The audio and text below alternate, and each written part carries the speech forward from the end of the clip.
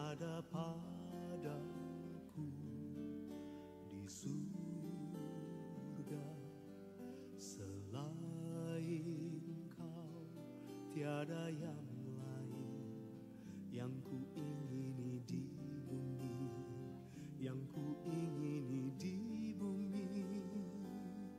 Sekalipun dagingku dan hatiku habis lenyap, gunung batuku dan bagianku, tetaplah Allah selama-lamanya.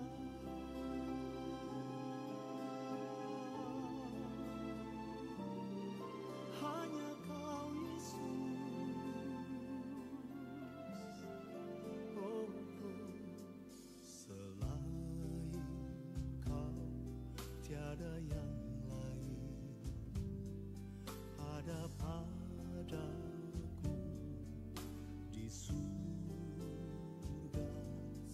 Selain kau tiada yang lain yang ku ingini di bumi, yang ku ingini di bumi. Sekalipun dagingku dan hatiku habis lenyap, gunung batuku dan bagianku,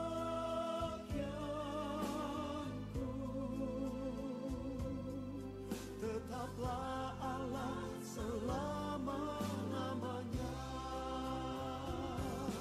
Sekalipun dagingku dan hatiku habis lenyap, gunung batuku dan bagianku,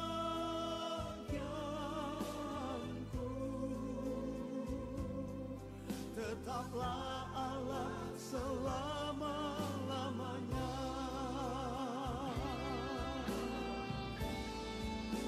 Sekalipun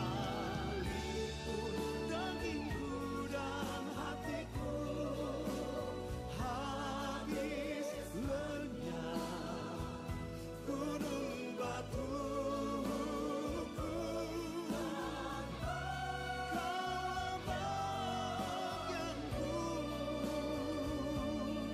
tetaplah Allah selama-lamanya. Tetaplah Allah selama-lamanya. Tetaplah Allah selama-lamanya.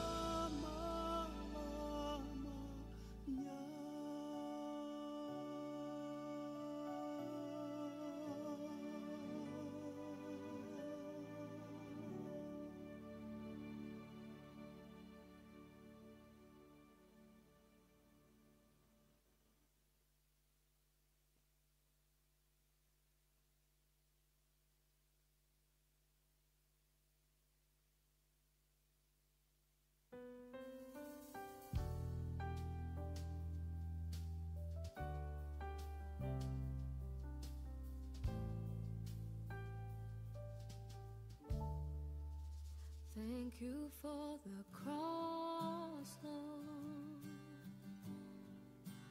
Thank you for the price you paid, bearing all my sin and shame. In love you came and gave amazing grace. Thank you for this love, Lord. Thank you for the nail-pierced hands. Wash me in your cleansing flow.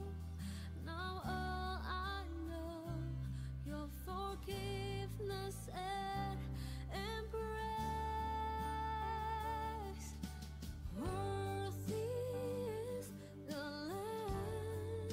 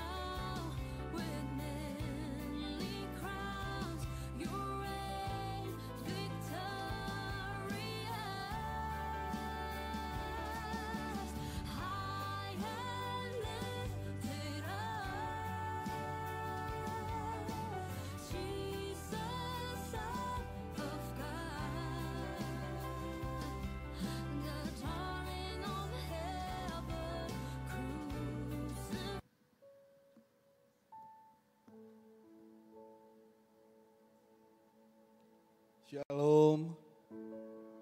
Shalom sekali lagi. Puji Tuhan kita boleh kembali berkumpul di tempat ini. Kita akan beribadah kepada Tuhan. Oleh sebab itu kita boleh tenangkan hati dan pikiran kita untuk boleh masuk ke dalam hadirat Tuhan lebih jauh lagi. Saya minta Bapak Ibu Saudara sekalian untuk boleh bangkit berdiri. Kita akan mulai ibadah kita.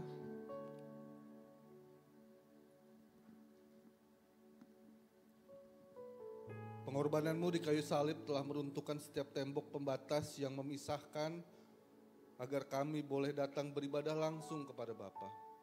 Dan oleh sebab itu pada hari ini kami bisa beribadah kepadamu ya Tuhan dengan penuh keberanian kami menghadap tahta-Mu di sorga yang kudus untuk boleh kami beribadah, memuji, menyembah nama-Mu. Dan biarlah ibadah ini dibuka di dalam pertolongan Allah Bapa, Putra, dan Roh Kudus kiranya menolong, menyertai ibadah kita dari awal, pertengahan, hingga akhirnya. Amin. Silakan duduk.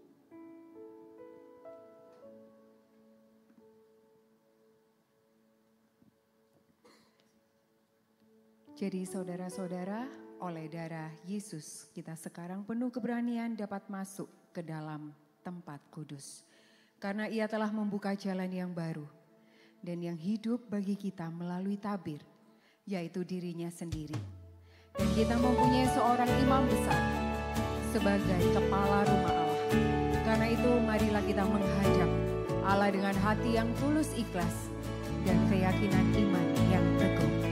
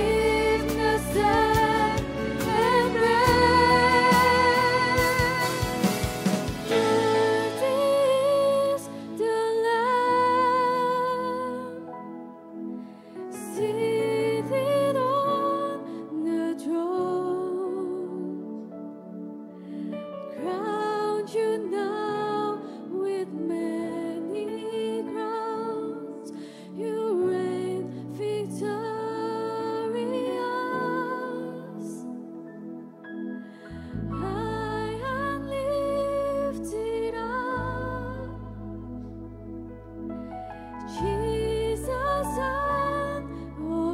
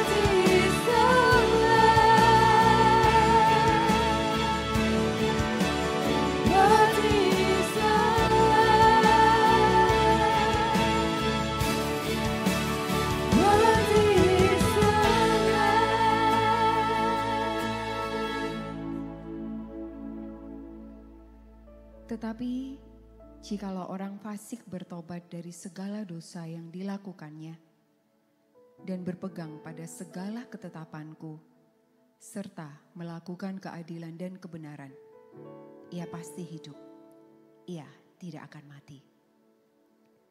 Mari setiap kita datang kepada Tuhan. Kita mengakui dosa di hadapan anak domba Allah yang menjadi tebusan bagi setiap kita.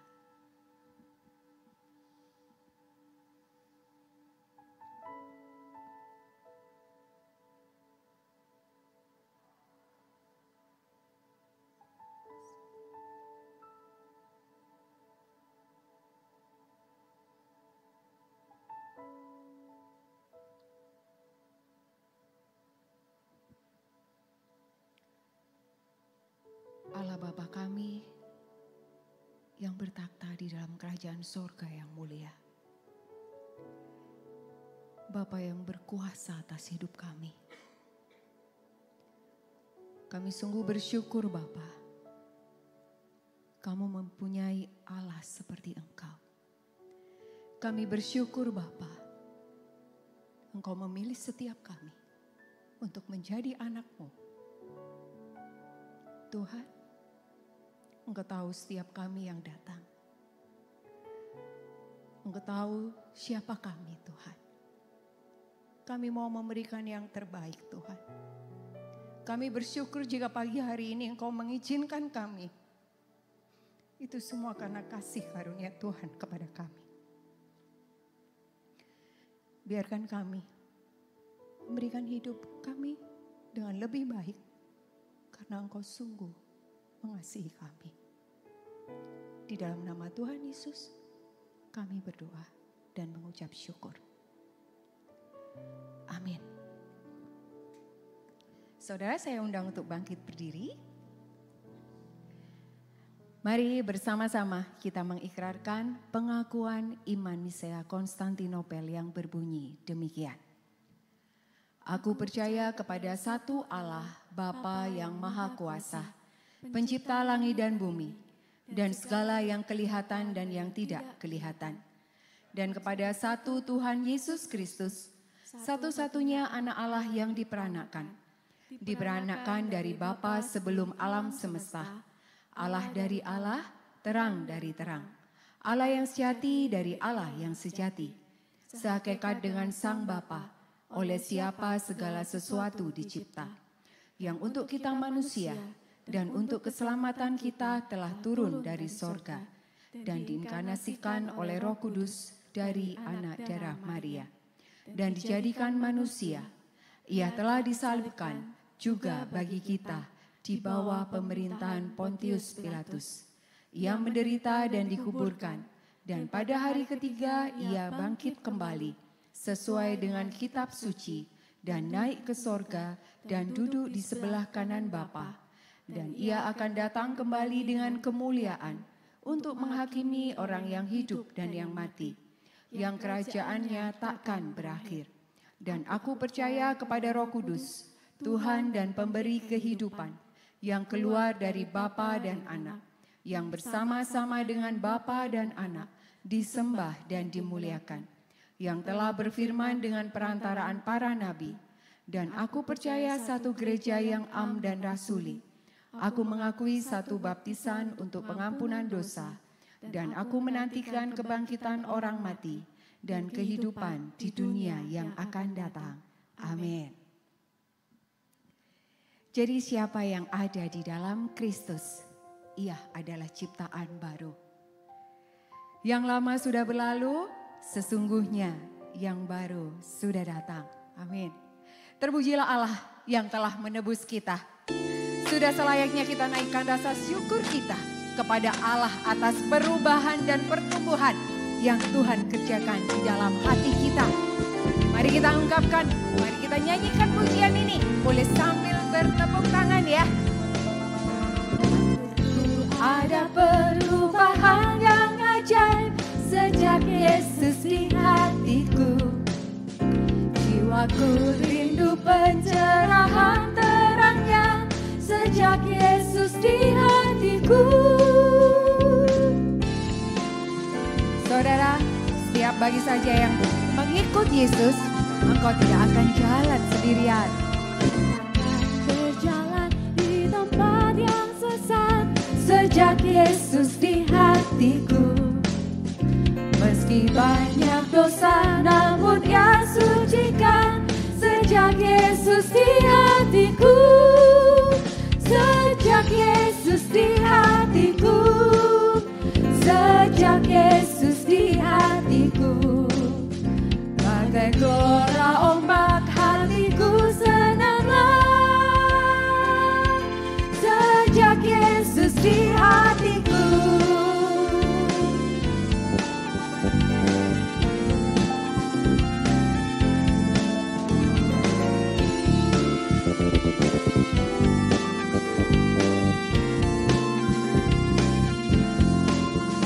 Ku bersama Tuhan di kota yang mulia. Sejak Yesus di hatiku, hatiku senanglah, langkahku ringanlah.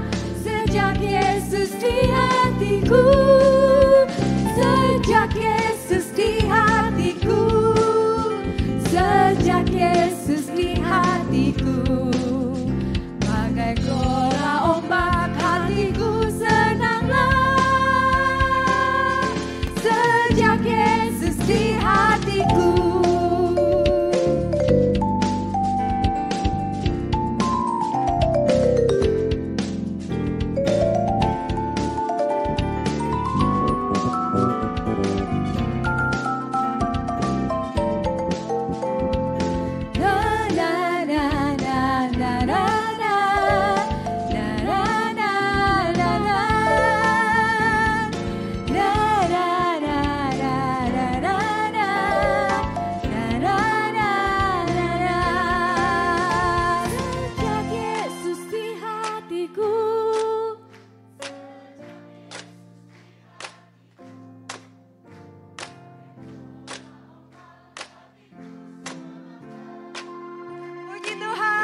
Sejak Yesus di hatiku, sejak Yesus di hatiku, sejak Yesus di hatiku, bagai gelora ombak hatiku senanglah. Sejak Yesus di hatiku.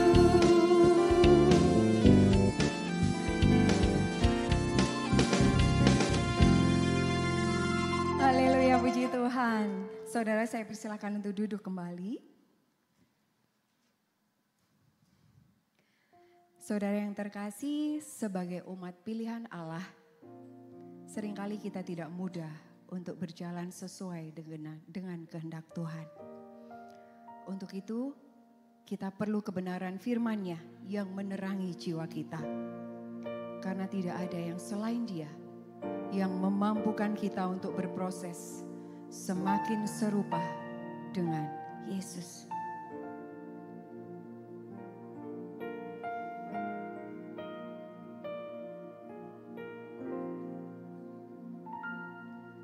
Selain Kau tiada yang lain, ada padaku di surga. Selain Kau tiada yang lain, yang ku ingini di bumi, yang ku ingini di bumi. Sekalipun dagingku dan hatiku habis lenyap, gunung batuku dan bagianku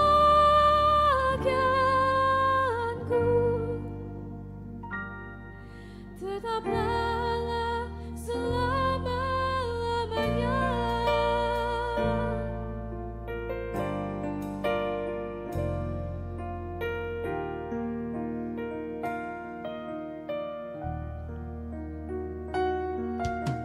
Selain Kau tiada yang lain, ada padaku di surga.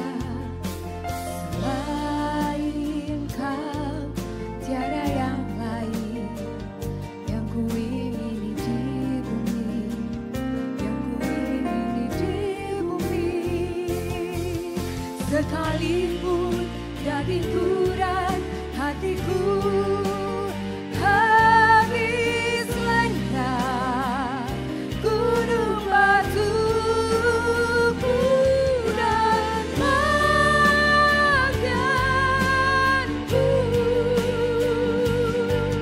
Tetaplah Allah selama-lamanya, sekalipun dagingku dan hatiku habis lenyap gunung batuku dan makanku.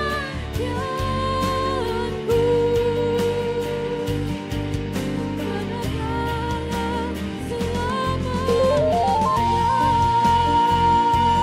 Saudara saya undang untuk bangkit berdiri. Setiap kita adalah anak Allah. Dia sudah memilih kita. Mari kita ikut Dia.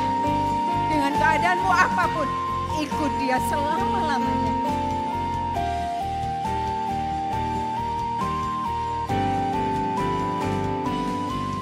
Sekalipun dagingku dan hatiku habis lenyap gunung batuku dan makanku. Tetaplah Allah selama-lamanya.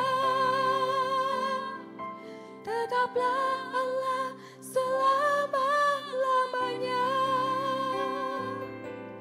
Tetaplah Allah selama-lamanya.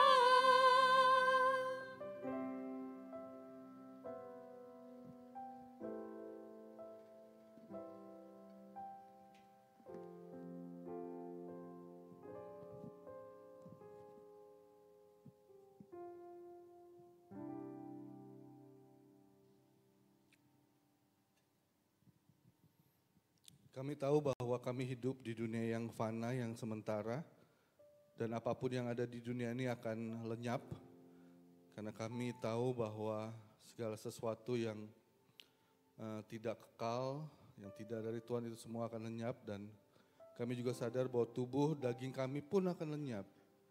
Tapi kami tahu bahwa ketika kami mengerjakan pekerjaan Tuhan, kami mengerjakan panggilan Tuhan, kehendak Tuhan, itu adalah sesuatu yang kekal. Kami bersyukur karena kami sudah memiliki kekekalan itu. Kami sudah memiliki Kristus dalam hati kami. Dan untuk itu kami mengucap syukur ya Tuhan. Dan sebentar kami akan menikmati, mendengarkan firman-Mu. Kiranya Tuhan tolong setiap kami, agar kami sungguh boleh disapa oleh Tuhan, ditegur oleh Tuhan, dikuatkan oleh Tuhan, dikembalikan, diarahkan oleh Tuhan melalui firman-Mu. Kiranya Tuhan tolong setiap kami tanpa terkecuali di pagi hari ini.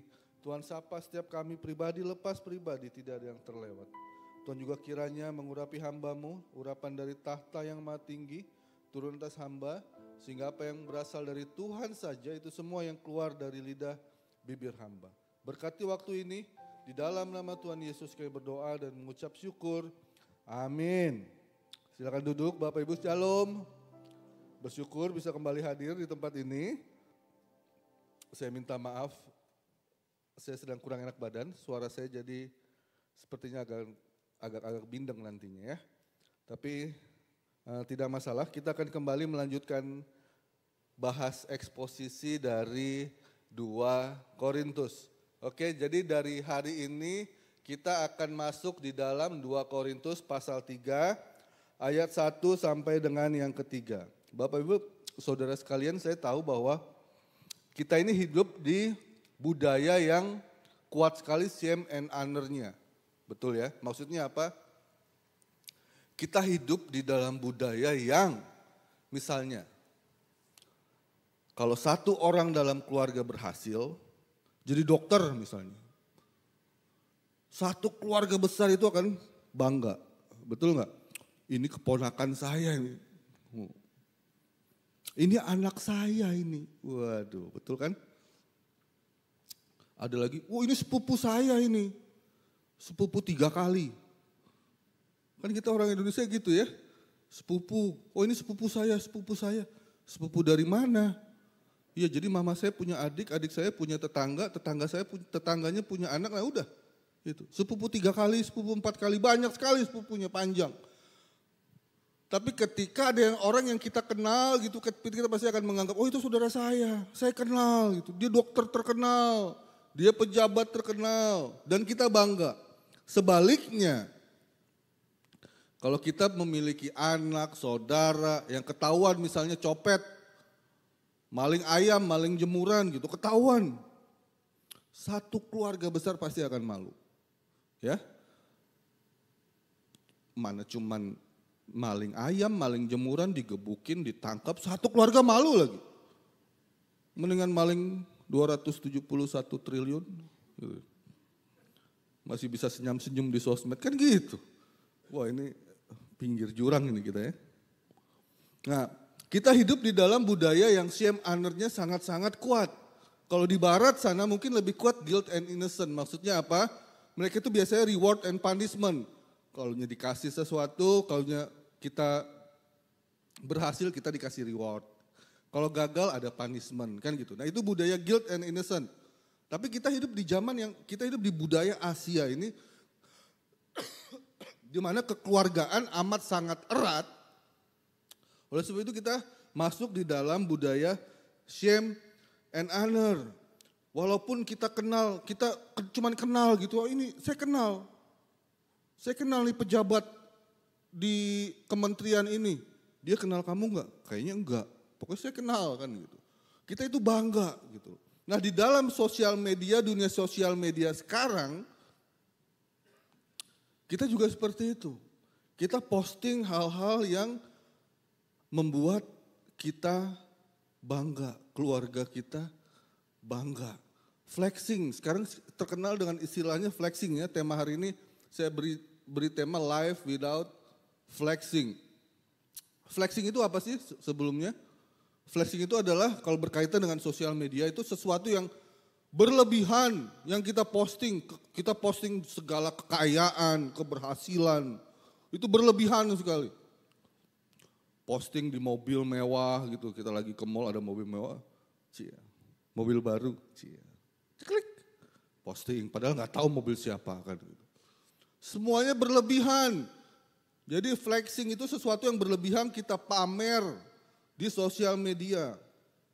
Nah, karena budaya shame and honor ini, maka postingan-postingan, flexing ini sangat-sangat kuat. Karena apa? Di dalam budaya shame and honor, kebanggaan itu berasal dari situ. Ketika kita diakui oleh orang kita berhasil, kita akan bangga. Kebahagiaan kita itu ditentukan oleh apa? Jumlah like yang kita terima. Udah jauh-jauh nih ke Bali, wah tinggal di hotel mewah, di tepi pantai kita potret dulu, ceklik padahal duit pas-pasan gitu ya. Nggak apa-apa pokoknya hotel mewah, kita mau foto. Bukan menikmati pantai tapi buat foto di hotel posting. Yang like cuma 5. Stres. Yang komen cuma 1, stres. Nah kebahagiaan kita ditentukan oleh jumlah like dan jumlah komen. Dan di dunia budaya shame and honor itu terjadi. Karena kebanggaan kita itu terletak di situ. Ketika kita diakui orang, dipuji orang, kita dan keluarga kita ikut bangga. Padahal kita nggak tahu, sungguh loh. Posting di mall gitu ya, suami, istri, anak, biasanya mamanya gitu ya, ceklek, ya, terus posting di IG, happy family, happy family nih ya kan. Terus orang kita ngeliat, keluarga bahagia loh ini, lihat dong papa, si ini tiap Sabtu jalan-jalan ke mall, lihat dong. Kita nggak tahu dari Senin sampai Jumat mereka berantem terus kan, kita nggak tahu. Yang diposting yang bagusnya doang. Liburan ke Bali sama-sama, holiday time, diposting, caption holiday time. Kita di rumah ngeliat postingan teman-teman kita, Pak kita kok gak liburan Pak, liburan cuma makan soto doang Pak, ayolah pergilah gitu kan. Mereka nggak tahu duitnya ngutang.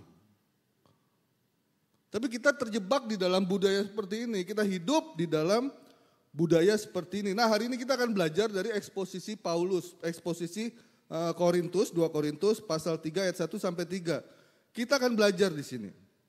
Kalau kita flashback ke belakang, di bulan-bulan yang lalu kita lihat bagaimana Paulus ingin defense. Paulus ingin berargumentasi bahwa saya ini Rasul Kristus loh. Saya ini absah, legit. Saya seorang rasul yang diutus oleh Kristus sendiri. Karena apa? Karena beberapa jemaat, karena rencana Paulus berubah, dia tidak jadi mengunjungi jemaat di Korintus.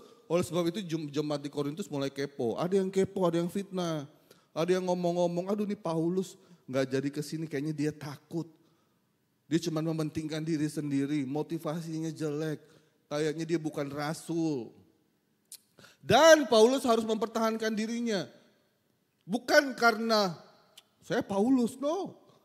Tapi dia sadar kalau kelegitimasian dia, keabsahan dia sebagai seorang rasul terganggu, maka yang berefeknya kepada berita yang dia sampaikan. Kepada Injil yang dia beritakan. Oleh sebab itu dia harus mempertahankan diri. Jadi ketika omongan-omongan sudah mulai tersebar di mana-mana, dia mempertahankan diri. Oleh sebab itu kita lihat di pasal-pasal sebelumnya. Saya delay mengunjungi kamu, saya tidak jadi mengunjungi kamu bukan karena apa-apa. Tapi karena saya takut kedatangan saya bukan menyelesaikan masalah, tapi justru membuat masalah runyam. Saya berbuat ini karena saya mengasihimu. Begitu besar kasihku kepadamu. Paulus memberikan penjelasan motivasinya kepada jemaat di Korintus. I did this because I love you. Bukan karena untuk kepentingan saya sendiri, bukan. Nah, di pasal yang ketiga dia kembali melanjutkan. Oke. Dan menurut saya ini adalah sebuah pembelaan, kalau tidak boleh saya katakan yang paling kuat, paling tidak salah satu yang paling kuat yang diberitakan oleh Paulus ketika dia membela dirinya, mempertahankan defense bahwa dia ini seorang rasul yang sah, yang legit. Nah, di sini dia nggak flexing Bapak Ibu. Sama sekali enggak. Dia bisa aja dong bilang, kamu nggak tahu apa yang sudah saya lakukan. Oh, ini semua gara-gara saya. Perjalanan misi pertama saya itu banyak orang dibaptis bertobat. Kamu nggak tahu. Kalau Paulus hidup di zaman sekarang, mungkin Paulus ketika baptis orang dia ceklek diposting di sosial medianya. Baptis time gitu ya. Keren juga kali ya. Kita sering ya kita lihat ya. Di sosial media ya. Cie lagi baptis. Cie lagi singer di foto. Worship time. Wah. Tapi Senin sampai Jumat. Perang time, ribut aja gitu. Paulus gak flexing. Dia gak mengatakan, lo lihat lo apa yang saya lakukan ini semua gara-gara saya. No. Dia tidak mengangkat dirinya dalam tanda petik. Supaya orang lain percaya. Melebih-lebihkan, lebay gitu. Enggak. Nah hari ini kita akan melihat. Paulus tidak mengklaim keberhasilannya, no. Bahkan dia mengklaim keberhasilan orang lain menjadi miliknya, dia nggak pernah melakukan itu. Dan di ayat-ayat yang akan kita baca ini kita akan melihat justru dia mengatakan di endingnya nanti. Bahwa apa yang saya lakukan itu semua karena anugerah Allah. Kemuliaan hanya bagi Allah. Oke, kita akan belajar bersama-sama. Kita lihat 2 Korintus pasal 3 ayat yang pertama sampai dengan yang ketiga. Saya undang Bapak Ibu untuk bangkit berdiri. Kita akan baca bersama-sama. Hanya 3 ayat kita baca sama-sama ya. 2 Korintus pasal yang ketiga. Pasal yang ketiga ayat 1 sampai dengan yang ketiga. 1, 2, 3. Adakah kami mulai lagi memujikan diri kami? Atau perlukah kami seperti orang-orang lain menunjukkan surat pujian kepada kamu atau dari kamu?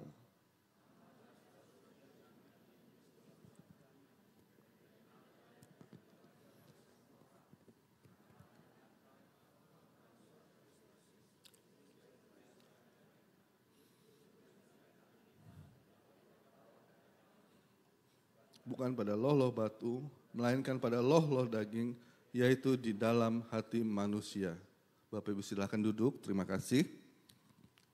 Nah, saya ingin membagi dua khotbah hari ini. Yang pertama adalah saya akan memberikan tesisnya Paulus terlebih dahulu. Oke, saya akan berikan tesisnya mengapa Paulus tidak memerlukan surat rekomendasi. Oke, yang pertama yang ingin saya jelaskan sebenarnya kata pujian di dalam bahasa terjemahan LAI sebenarnya kurang tepat. Seharusnya itu di bahasa Inggrisnya comment, dari kata recommendation. Jadi surat rekomendasi, bukan surat pujian sebetulnya, tapi surat rekomendasi. Dan kita akan memakai kata ini untuk waktu-waktu ke depan nanti. Jadi bukan pujian, tapi surat rekomendasi. Jadi hari ini kita akan belajar dua hal. Yang pertama, pembelaan atau tesis Paulus. Dan yang kedua, mengapa Paulus membela dengan cara itu. Atau mengapa Paulus menulis, memiliki tesis seperti itu. Oke? Yang pertama, ini tesisnya Paulus. Surat rekomendasi yang diperlukan sebagai bukti bahwa dia adalah rasul yang diutus Kristus adalah kehidupan jemaat Korintus itu sendiri, yang mana merupakan karya Allah. Jadi di sini Paulus ingin berkata kepada jemaat di Korintus. Dia pertama-tama memberikan sebuah pertanyaan retorik. Apakah kita harus mulai dari awal lagi? Saya berikan surat rekomendasi dari jemaat Efesus nih. Lihat nih, saya legit, saya sah. Apakah harus seperti itu lagi, kata Paulus. Saya ini yang mendirikan gereja. Saya hidup di tengah-tengahmu 1,5 tahun, engkau melihat hidupku. Engkau melihat teladanku. Apa saya harus kasih surat rekomendasi lagi? Dan Paulus ingin menekankan seperti ini. Surat rekomendasiku yang paling kuat. Bukan surat-surat seperti pada zaman itu, no. Tapi kehidupanmu sebagai jemaat di Korintus. Gereja yang berdiri di tengah bangsa kafir. Penyembah-penyembah berhala ketika korupsi merajalela. Seks bebas di mana-mana. Tapi jemaat Korintus berdiri.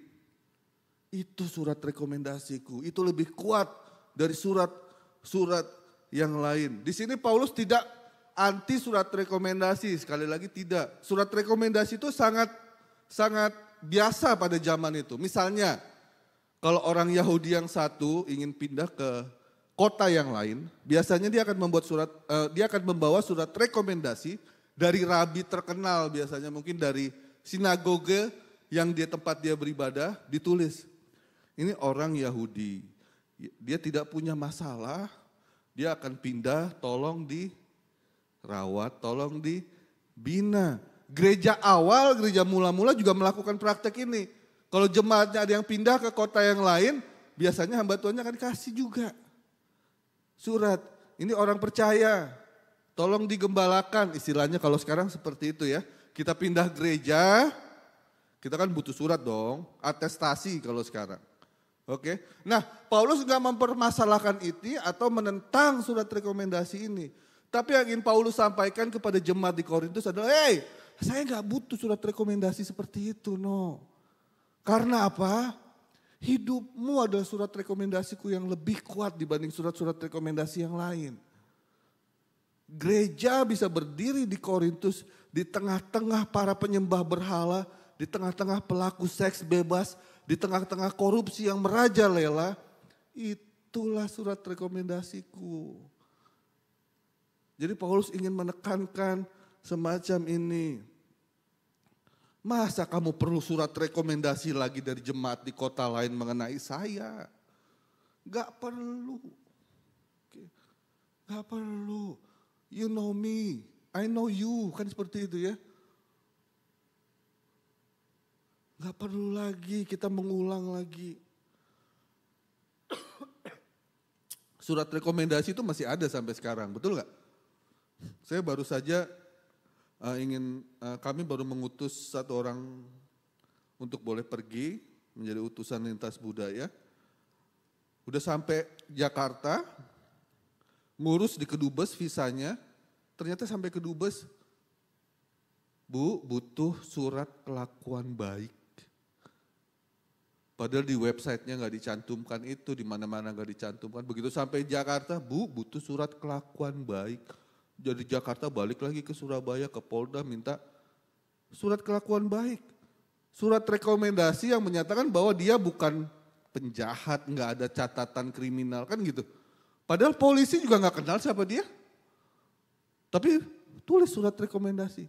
Dunia ini membutuhkan itu. Oke?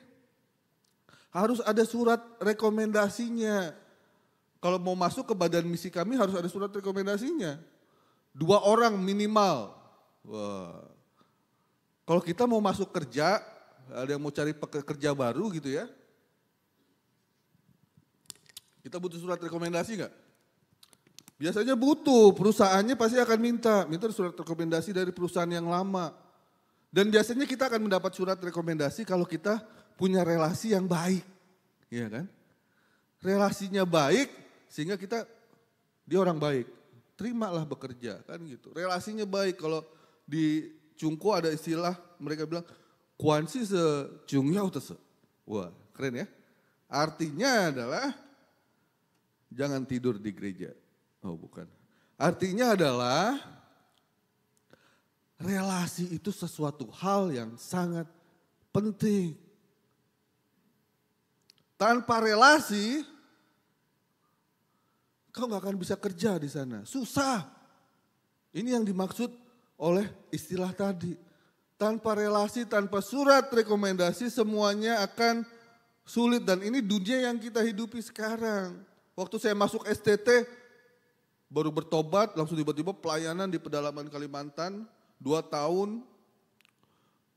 Wah ini kayaknya khotbah saya ngawur nih saya ngerasa. Akhirnya saya kuliah, putuskan untuk kuliah, masuk STT. Saya melamar di STT bersama teman saya.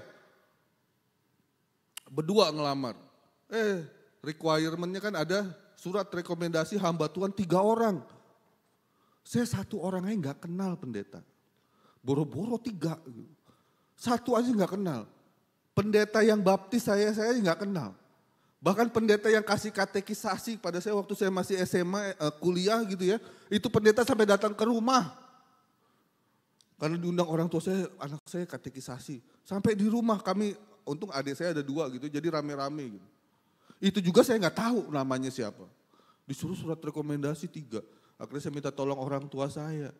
Akhirnya dicariin, dapat 3. Teman saya lebih gila lagi. Bro udahlah lo yang tulis surat rekomendasi gue katanya. Dah, ya kan kita hamba Tuhan juga katanya. Saya tulis lah, jadi saya daftar STT, teman saya daftar STT, tapi saya ngasih tulis surat rekomendasi buat teman saya. Hasilnya saya diterima, dia enggak. Kita hidup di dunia yang butuh surat rekomendasi. Kita hidup di dunia yang butuh relasi, tanpa relasi apalagi yang bisnis. Sulit. Tapi gini, pertanyaannya adalah apakah kita menggantungkan harapan kita pada surat rekomendasi tersebut? Pertanyaan yang harus kita tanyakan dalam hati kita hari ini adalah, kalau kita punya kenalan pejabat nih, orang penting nih, orang kaya nih, pendukung kita nih, apakah kita akan merasa aman, lebih nyaman menatap masa depan? Itu pertanyaannya.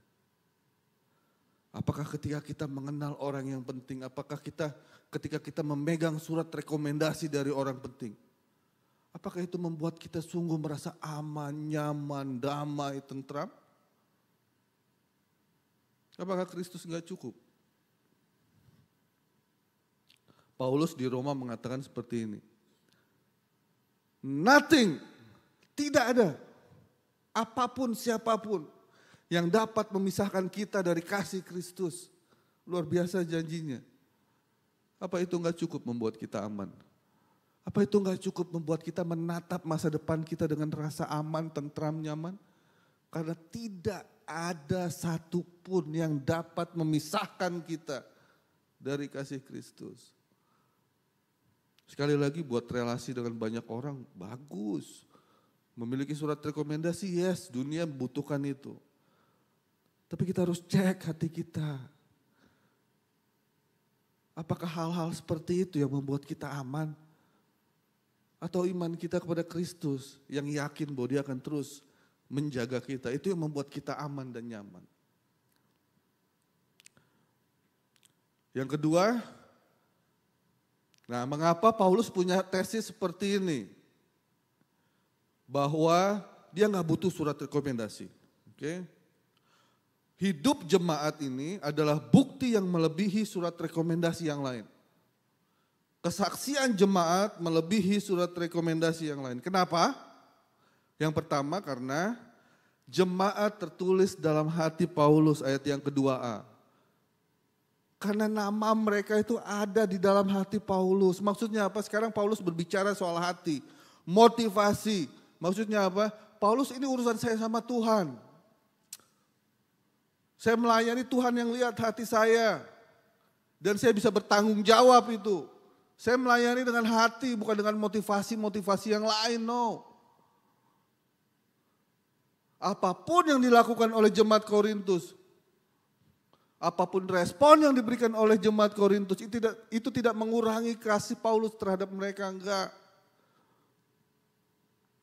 Ini yang ingin ditekankan oleh Paulus, kalian itu ada dalam hati kami.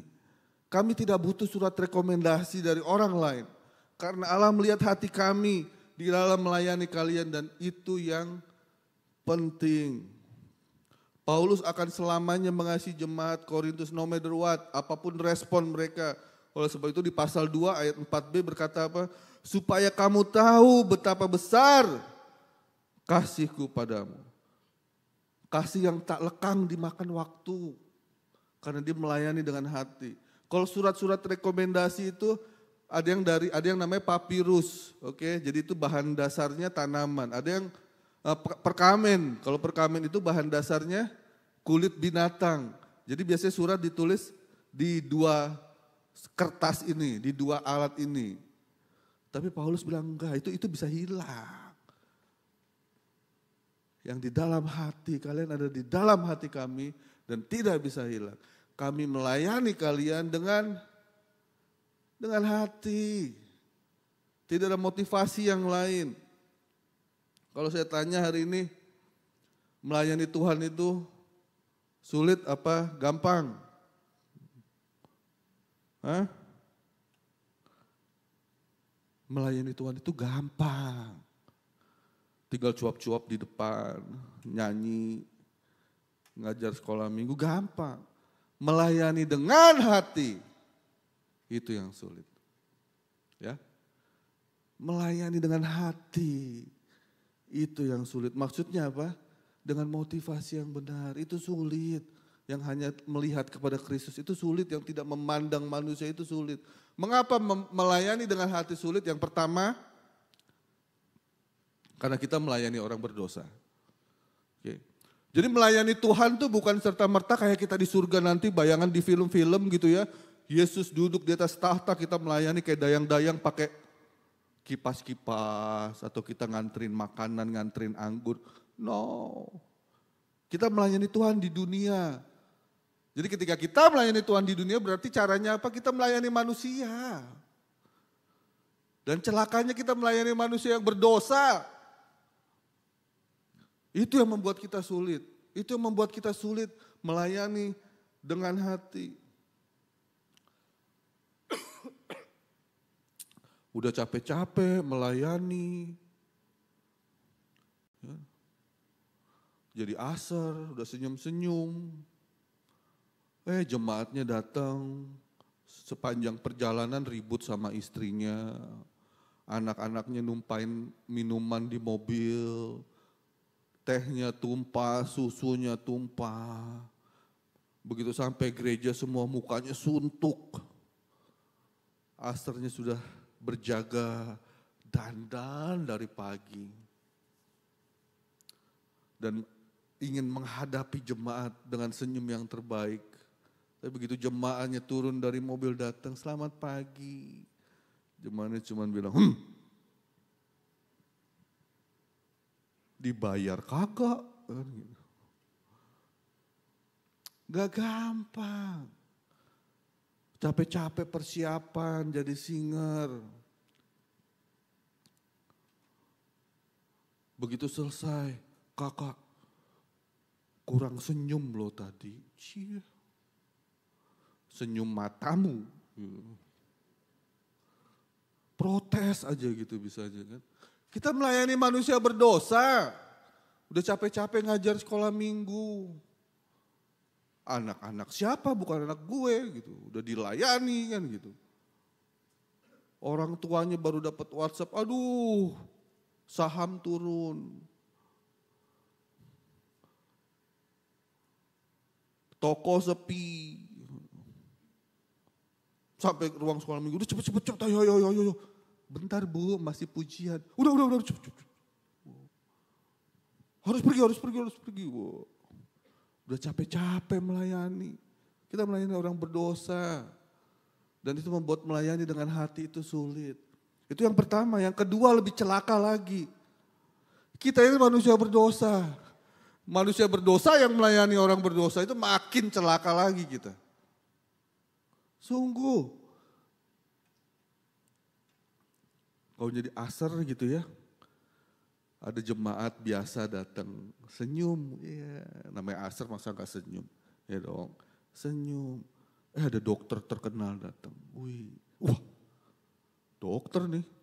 Siapa tahu saya besok bisa berobat gratis kan gitu. Senyumnya sama, pasti senyum juga. Tapi dalam hati ini, aduh ini orang penting nih. Bisnismen datang lagi.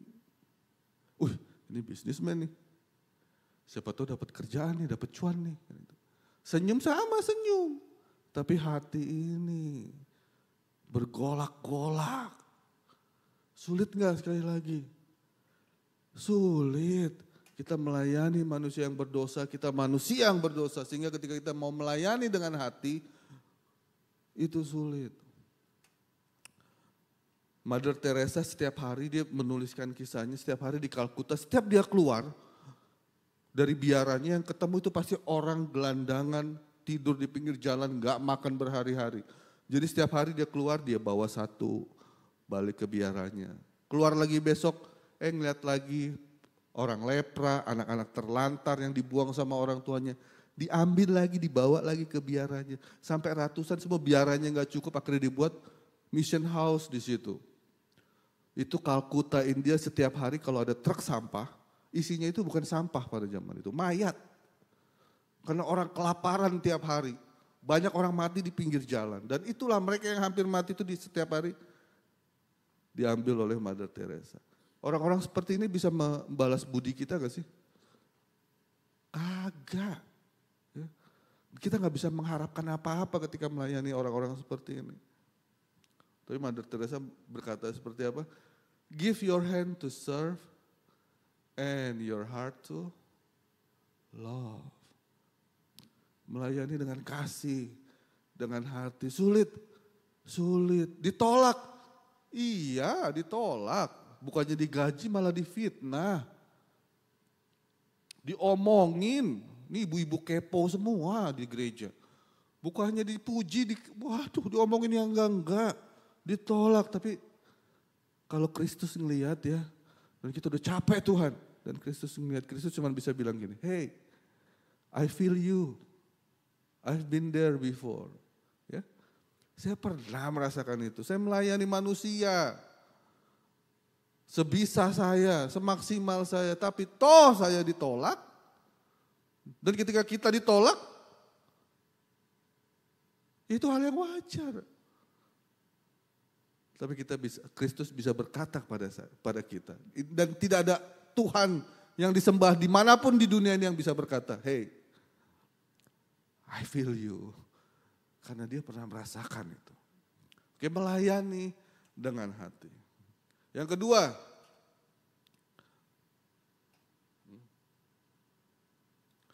jadi mengapa kehidupan jemaat itu adalah bukti yang lebih otentik, lebih kuat dibanding surat-surat rekomendasi yang lain? Karena kehidupan jemaat yang dapat dilihat dan dibaca oleh semua orang. Jadi Paulus pertama bicara soal hati, tapi dia tahu hati ini kan hanya between him and God. Hanya urusan dia dan Tuhan. Orang lain mungkin gak tahu dong, gak bisa lihat hati kita. Gak bisa lihat hati Paulus. Oleh sebab itu dia percaya, gak cukup kalau bicara soal hati aja. Oleh sebab itu Paulus melanjutkan dengan apa? Kehidupanmu itu, kehidupan yang dilihat semua orang, dibaca oleh semua orang.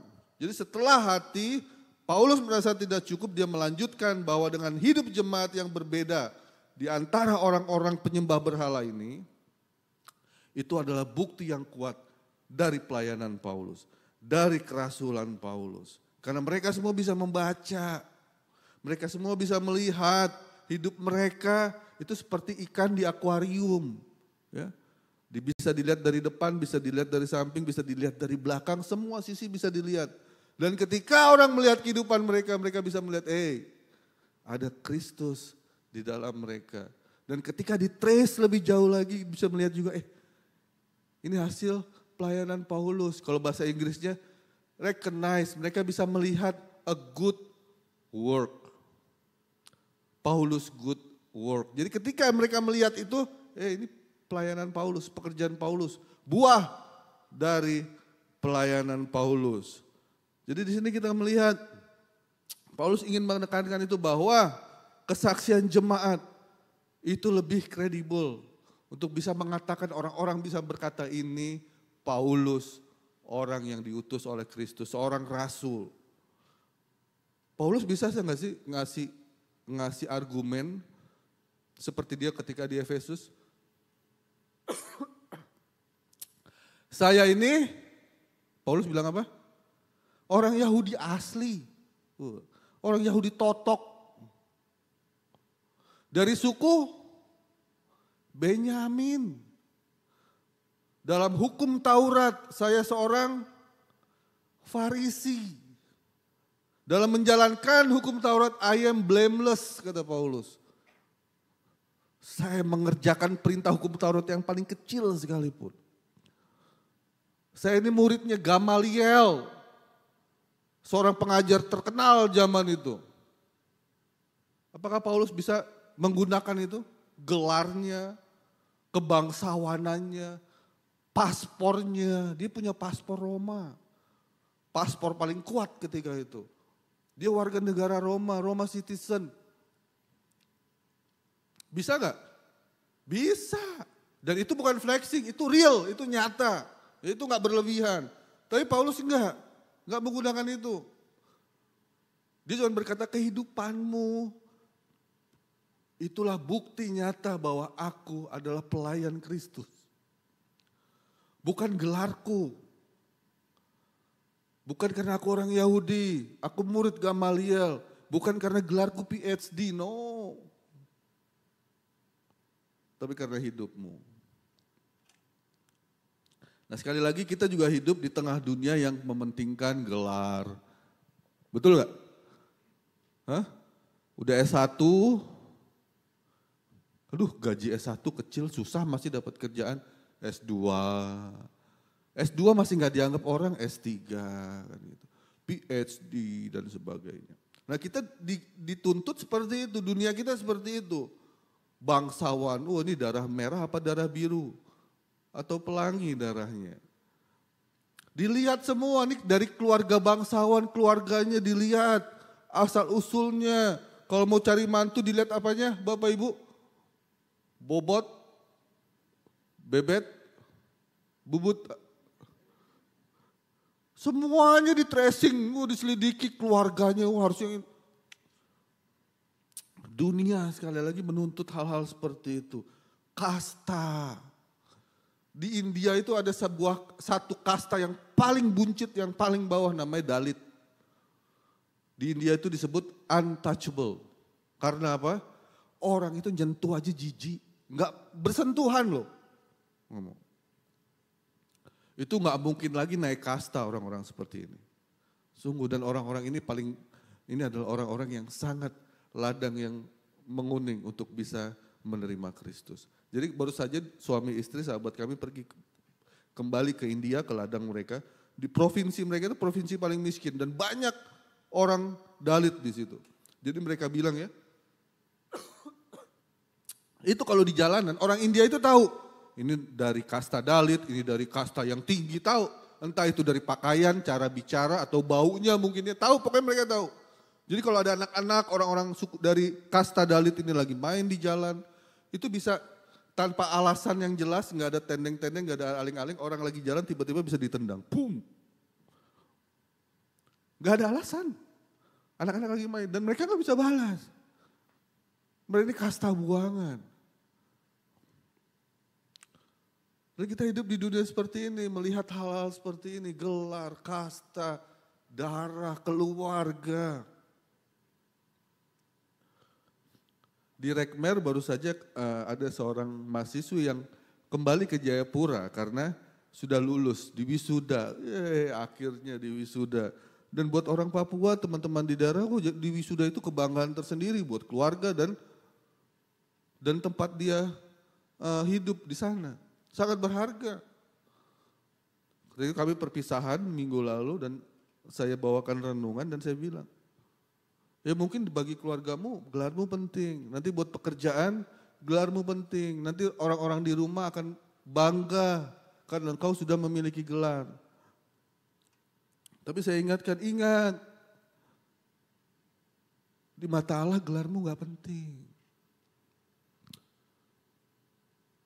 Gak perlu PhD untuk bisa dekat sama Tuhan. Gak perlu. Gak perlu jadi master untuk jadi dekat sama Tuhan, gak perlu. Di mata Tuhan itu bukan yang penting. Yang penting di mana Tuhan adalah ketika kita hidup. Kita menjadi saksi di dunia ini atau tidak. Orang-orang bisa melihat Kristus dalam diri kita, dalam hidup kita atau tidak. Itu yang penting. Bukan gelar kita, bukan dari keluarga kita, dari keluarga mana, no. Norman Geisler dalam satu bukunya meredefinisikan evangelism. Jadi dia bilang ini, penginjilan itu adalah ketika seseorang membawa seseorang yang belum kenal Kristus mengambil one step closer katanya. One step closer toward Christ. Jadi mengambil satu langkah maju mendekat kepada Kristus. Jadi itu adalah sebuah proses penginjilan. Jadi ketika kita ada orang-orang yang belum kenal Kristus di luar sana, melihat hidup kita, dan mereka langsung bertanya, wow, it's something different. Ada yang beda. Bagaimana mereka mendidik anak. Kok gak pakai rotan ya? Kok sekolah kita yang ini, kalau anak-anak bandel pakai rotan. Tapi sekolah Kristen yang ini loh, guru-gurunya gak ada yang pakai rotan. Gak boleh. Kok beda ya? Gitu. Cara kita berbisnis. Kok beda ya, udah dikasih uang segepok loh. Tapi gak diterima loh, ditolak mentah-mentah. Kok beda ya? Itu yang penting di mata Allah. Kesaksian hidup kita di luar sana itu jauh lebih penting. Seorang yang bernama Malcolm Muggeridge, dia memutuskan karena dia tertarik sama kehidupan Mother Teresa, dia memutuskan untuk mengikuti kemana Mother Teresa pergi. Jadi setiap hari diikutin, Mother Teresa melayani kemana-mana. Berhari-hari. Sampai akhirnya dia memutuskan untuk percaya kepada Kristus. Dan akhirnya dia membuat sebuah film tentang Mother Teresa. Dan dia berkata seperti ini. Kata-kata tidak mampu menyatakan tentang betapa saya berterima kasih padanya. Karena dia melihat hidup. Dia melihat kesaksian hidupnya. Ada Kristus di dalamnya. Dan itu membuat dia percaya kepada Kristus. Yang terakhir, mengapa surat kesaksian hidup jemaat Korintus, hidup mereka lebih kuat, lebih powerful, lebih berharga dari surat-surat rekomendasi yang lain? Karena surat ini ditulis oleh Roh Allah di hati jemaat. Ayat yang ketiga B. Surat ini ditulis oleh Roh Allah. Nah ini indahnya Paulus ketika dia menulis ya. Kita melihat tadi di sebelumnya, dia ingin menekankan, dia ingin menjelaskan, kalau mau tahu, kalau mau lihat bahwa saya ini legit, saya seorang rasul, lihat pelayanan saya, lihat hidup mereka. Kalau kamu tracing, kamu akan tahu bahwa ini adalah hasil pelayananku. Kau akan melihat bahwa ini adalah good work katanya. You will recognize there's a good work, my ministry. a good work katanya Paulus ketika itu. Nah setelah itu, kalau kita melihat struktur katanya, akhirnya bukan itu sebetulnya yang dipentingkan. Tapi yang terakhir ini. Jadi dalam struktur katanya ada penekanan di sini. Yaitu di ayat 3b. Bahwa suratan Kristus yang ditulis oleh Roh Allah, karya Allah. Bukan di atas lolo batu. Tapi di dalam hati kita. Dan ini adalah penekanannya. Jadi maksudnya apa? Oke, kita bisa melihat kredibilitas Paulus di dalam hidup jemaat Korintus. Tapi yang penting bukan saya. Yang penting bukan pelayanan saya. Yang penting juga bukan jemaat Korintus. Tapi yang terpenting adalah Allah yang menulis itu di dalam hati kita. Dan akhirnya Paulus mengembalikan segala kemuliaan hanya bagi Tuhan. Dia ingin menekankan bahwa transformasi hidup manusia itu semata-mata hasil dari karya Roh Allah yang bekerja dalam hati manusia. Bukan pelayanannya. Nah celakanya sekarang kita terbalik. Yang terjadi justru sebaliknya kalau kita lihat sekeliling kita orang-orang dalam gereja gitu ya. Seringkali malah yang kita tekankan adalah apa yang kita lakukan. Kalau bukan gara-gara saya, wah. Saya gara-gara saya berdoa loh dia bertobat. Cie. Doa ini jadi satu kata yang membuat semuanya jadi rohani ya. Betul gak sih? Saya berdoa loh. Kesannya kalau kita gak berdoa dia gak bertobat gitu. Enggak. Puji Tuhan. Waduh. Puji Tuhan. Selesai khotbah. Wah Pak terima kasih khotbahnya bagus loh. Puji Tuhan. Cie. Kesannya rendah hati, dalam hati ini. Iyalah. Saya belajar mati-matian loh. Wah kan gitu. Mengajar sekolah minggu, puji Tuhan lo kak ngajarnya bagus sekali. Terima kasih lo anak-anak ingat terus. Puji Tuhan. Tapi hati ini goyang-goyang terus bergulak-gulak terus. Ini kan gara-gara saya persiapan tadi malam. Wih, gitu ya. Wah. Paulus menekankan akhirnya di akhir suratnya. Bukan saya yang penting. Bukan pelayanan saya yang penting. Bukan kesaksian jemaat juga yang penting. Tapi Allah yang menulis. Bukan di loh batu. Sesuatu yang akan punah, yang akan pudar. Tapi di dalam hati setiap manusia. Untuk menutup firman Tuhan hari ini saya ingin bertanya sama Bapak Ibu Saudara sekalian. Jika misalnya nih, kalau kita ditanya, apa menurutmu gereja di China? Kita pasti akan langsung bisa menjawab, wah aniaya. Betul ya? Atau, gereja bawah tanah, underground church. Padahal bukan di bawah tanah, yang di bawah tanah subway, cuman istilahnya aja. Itu kita bisa langsung tahu gitu. Kalau orang luar ditanya gereja Indonesia kayak apa? Apa yang kau ketahui tentang gereja Indonesia? Mungkin orang luar yang gak tahu, Indonesia, negara muslim paling besar di dunia. Wah pasti aniaya. Begitu datang, gerejanya mega church semua. Begitu masuk ke dalam jemaatnya tidur semua nyaman. Mana ada aniaya. Coba kalau kita tanya, saya tanya nih. Kalau orang luar tanya, kamu kenal REK enggak? Oh tahu. Apa yang kamu ketahui dari REK? Kira-kira jawabannya orang itu apa? Ayo, jujur. Kalau orang bukan jemaat, kita tanya. Dia nanya kita, ibadah di mana? Di REK. Oh saya tahu REK. Biasanya yang disebut siapa? Pak YTH, ayo jujur lah. Iya kan? Bersyukur kita punya beliau di tempat ini. Atau apa? Tahu REK, tahu. Wah him kontemporer, keren. Wih. Atau apa? Doktrinnya bagus. Wih, pengajarannya kuat, dalam.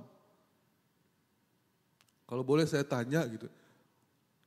Mau nggak kita dikenal ketika kita ditanya? Oh, Rek ya? Oh, saya tahu. Jemaat Rek itulah jemaat ketika di luar itu loh. Hidup mereka berbeda. Mau dikenal seperti itu? Oh, tahu Rek. Ini a group of people ketika ada di luar sana, mereka punya hasrat memberitakan Injil kepada banyak orang. Mau gak kita dikenal seperti itu? Oh Rek, oh iya yang jemaatnya tuh ketika bisnis, ketika mengajar, ketika bekerja, mereka berbeda dari orang-orang yang lain. Apakah kita rindu dikenal seperti itu? Saya percaya bahwa metafora ini diberikan oleh Paulus bukan tanpa maksud. Ya. Pertama adalah Allah menulis dalam loh batu. Itu dalam perjanjian lama, Musa perjanjian hukum Taurat. Tapi di zaman anugerah ini ditulis dalam hati manusia. Saya percaya itu bukan sekedar metafora, tapi Paulus ingin menyampaikan,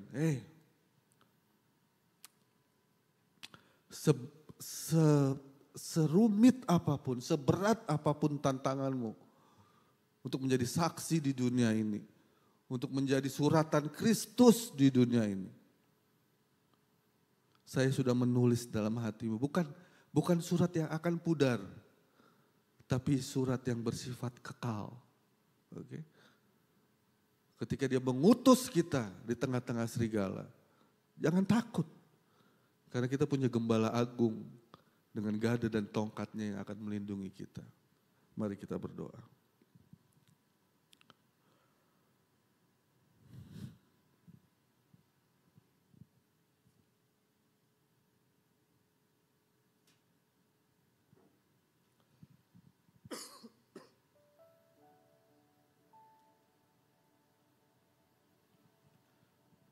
Saya mengajak kita semua untuk boleh mengambil waktu teduh di hadapan Tuhan.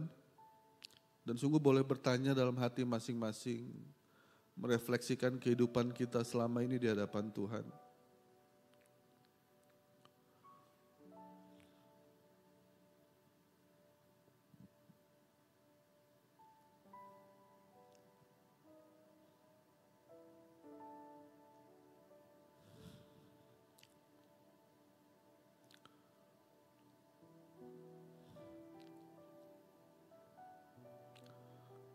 Biarlah kita bertanya pada hati kita masing-masing di hadapan Tuhan, apakah kita sungguh-sungguh menjadi surat Kristus di tengah dunia ini.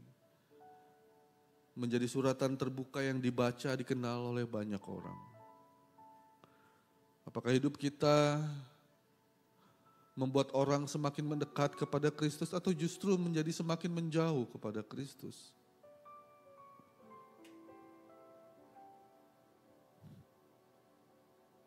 Ketika mungkin menjadi saksi itu terasa berat,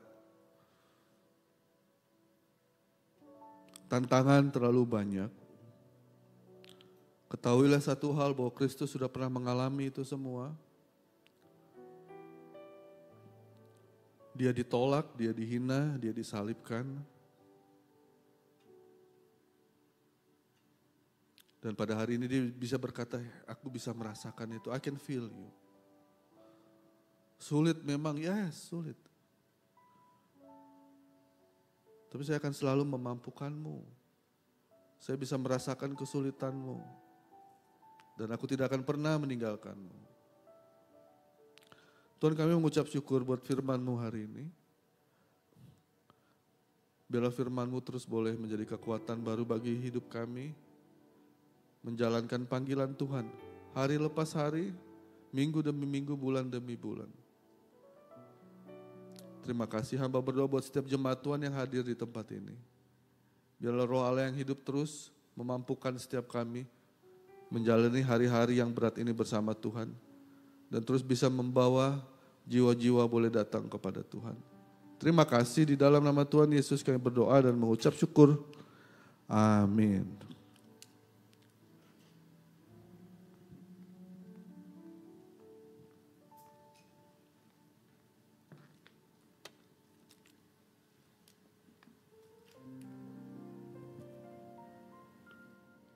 Aku hendak bersyukur kepadamu ya Tuhan Allahku dengan segenap hatiku dan memuliakan namamu untuk selama-lamanya. Tiba waktunya kita akan memberikan persembahan. Saudara bisa memberikan persembahan secara tunai, yaitu diberikan melalui amplop yang tadi sudah dibagikan, kemudian nanti dimasukkan ke dalam kotak yang sudah disediakan. Atau saudara juga bisa memberikan persembahan melalui non-tunai dengan transfer di rekening yang tertera di layar ataupun dengan scan kris. Untuk mempersiapkan persembahan ini, mari kita menyaksikan Warta Gereja minggu ini. Welcome to Reform Exodus Community. This is our church, this is our home. Kami ucapkan selamat datang bagi Anda yang baru bergabung hari ini. Jika Anda ingin lebih mengenal Rex, silahkan dapat menghubungi nomor berikut ini. Mari ikuti Discipleship Night Jumat 3 Mei 2024 pukul 18.30 di Rek Kutisari. Daftarkan diri Anda di bit.ly/daftar DNMei24. Demikianlah informasi untuk minggu ini. Tetap semangat, God bless you, see you next week.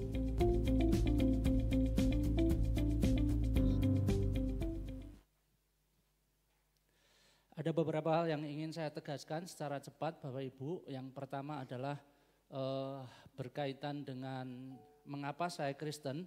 Sekali lagi Bapak Ibu, seperti ministry design atau yang kita harapkan dari gereja ini, bahwa nanti tahun 2025 paling tidak semua pelayan itu harus mengikuti DG, dan salah satu syarat untuk mengikuti DG adalah harus menyelesaikan modul mengapa saya Kristen. Nah, oleh sebab itu saya mendorong bagi Bapak Ibu semuanya, mari segera mendaftarkan diri mengikuti modul MSK ini, supaya kita juga boleh bertumbuh ya melalui materi yang disampaikan dalam video MSK ini. Lalu yang berikutnya adalah Discipleship Night. Saya mendorong kita semuanya yang sudah daftar MSK, yang sudah lulus MSK, yang sudah lulus DG, secara khusus yang jemaat Rekinden, mari kita ramaikan acara ini, kita mengikuti acara ini yang akan dilaksanakan nanti di Rek Kutisari. Terima kasih yang sudah mendaftarkan, saya melihat beberapa sudah mendaftar, yang belum saya mendorong hari ini bisa langsung mendaftar ya. Lalu yang berikutnya adalah mari kita mendukung kegiatan anak-anak kita, para remaja yang akan mengadakan live-in di daerah Tulungagung, di daerah Pegunungan Wilis. Mereka akan ada di sana tanggal 24 sampai 26 Juni ya di Desa Geger Tulungagung. Nah, ini ada biaya Bapak Ibu. Jikalau Bapak Ibu anak-anaknya mendaftar early bird itu 250. Nah, early bird itu tanggal berapa itu? Kecil sekali. 12 Mei ya, betul ya. Nah, 12 Mei, sebelum 12 Mei itu 250. Nah, setelah itu harga normal 300.000. Mari kita mendukung anak-anak kita yang masih muda, mereka belajar untuk mandiri di tempat ini. Lalu yang terakhir, ini adalah acara dari Komisi Sekolah Minggu. Anak-anak sekolah minggu akan mengadakan SAL, Sekolah Minggu Rekinden ya, SAL. Ya, Sekolah Alkitab Liburan, maksudnya ini Sekolah Minggu Rekinden. Pada tanggal 21 Juni sampai 23, betul ya Bu Devi ya. Nah, akan dilaksanakan di Bukit Doa Immanuel. Biayanya adalah 400.000 per anak dan sama juga ada early bird sebelum 31 Mei 350. Nah, informasi lebih lanjut Bapak Ibu bisa menghubungi Kak Vena atau Ibu Debbie yang ada di tempat ini. Nah, percayalah melalui acara ini anak-anak akan semakin dewasa, mereka akan bersukacita bersama-sama. Pengalaman yang sudah-sudah, dan ini bukan yang pertama Bapak Ibu, ini sudah nggak tahu kesekian kalinya, sudah banyak sekali kita melaksanakan SAL dan hampir semuanya anak-anak mengatakan mereka senang, mereka menikmati setiap firman, setiap permainan, kebersamaan yang dilaksanakan. Dan mereka begitu antusias untuk mengikutinya kembali. Jadi Bapak Ibu, anak-anaknya yang belum pernah ikut SAL, silakan bisa didorong dan didaftarkan mengikuti acara ini. Nah, itu saja yang ingin saya tegaskan. Mari semuanya saya mengundang bangkit berdiri. Kita akan berdoa untuk doa syafaat dan persembahan yang sudah kita kumpulkan. Untuk doa syafaat saya mengajak kita semuanya berdoa, menyerahkan untuk beberapa daerah yang dalam pemulihan setelah kena bencana, banjir, tanah longsor di beberapa daerah Indonesia. Lalu kita juga berdoa secara khusus untuk acara camp siswa yang akan dilaksanakan di Sekolah Kristen Exodus. Beberapa hamba Tuhan dan para pelayan akan berangkat pada tanggal 30 nanti ke Sorong. Bila Tuhan juga yang menyertai di dalam perjalanan mereka. Mari kita berdoa. Tuhan, pada saat ini kami mengucap syukur. Tuhan sudah memelihara kami. Tuhan sudah mencukupkan setiap hal yang kami butuhkan. Terima kasih untuk berkat-berkat-Mu. Terima kasih juga anugerah keselamatan yang Tuhan berikan kepada kami. Sebagai ucapan syukur kami mengumpulkan persembahan ini. Tuhan, biarlah Engkau yang menerima persembahan kami. Biarlah Engkau juga yang memberkati persembahan ini. Tuhan pakai untuk pekerjaan Tuhan. Tuhan yang memberkati para pengurus sehingga persembahan ini hanya untuk kemuliaan Tuhan. Tuhan, pada saat ini kami juga berdoa menyerahkan untuk beberapa daerah di Indonesia yang dalam pemulihan setelah banjir, setelah tanah longsor. Kami melihat ada di daerah Trenggalek, di daerah Jawa Timur bagian selatan, kami juga mendengar di Jawa Barat, sebagian yang di pesisir utara. Kami berdoa menyerahkan, biarlah pemulihan boleh berjalan dengan baik. Orang-orang yang terkena dampak, mereka juga boleh mendapatkan pertolongan dengan tepat, baik dari pemerintah maupun para sukarelawan yang pada saat ini sedang berjibaku memulihkan situasi.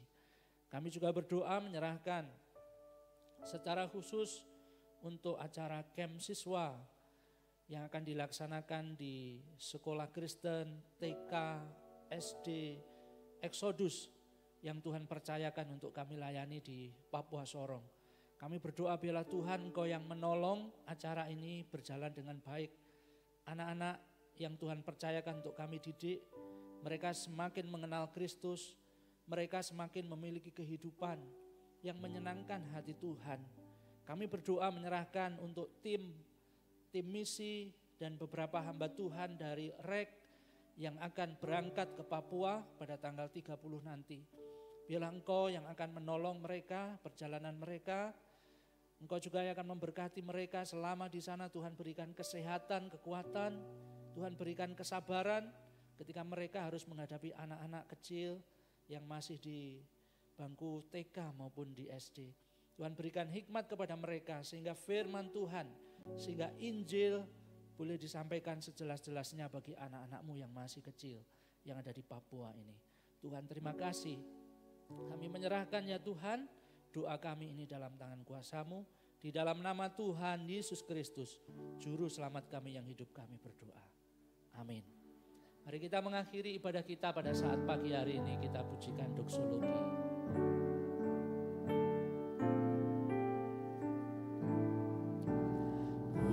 Puji Allah, Bapa Putra, puji Allah Roh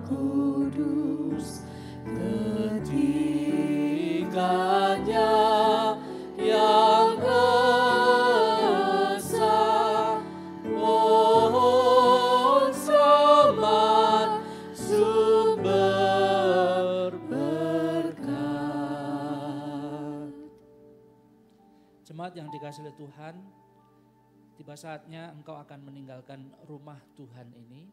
Engkau akan kembali ke tempatmu masing-masing. Biarlah engkau menjadi pelaku-pelaku firman. Dan Allah Tritunggal yang akan menolong dan memberkatimu. Kiranya Allah Bapa yang akan memberkati dan melindungimu. Kiranya Tuhan kita Yesus Kristus akan menghadapkan wajahnya kepadamu dan memberikan kasih karunia. Kiranya Allah Roh Kudus senantiasa menopang hidupmu, memberikan hikmat dan kekuatan, petunjuknya hari lepas hari. Kiranya segala hal yang baik dan manis dari Allah Tritunggal dilimpahkan bagimu mulai saat ini sampai Tuhan datang yang kedua kali. Terimalah semua berkat itu dalam nama Tuhan Yesus Kristus. Amin.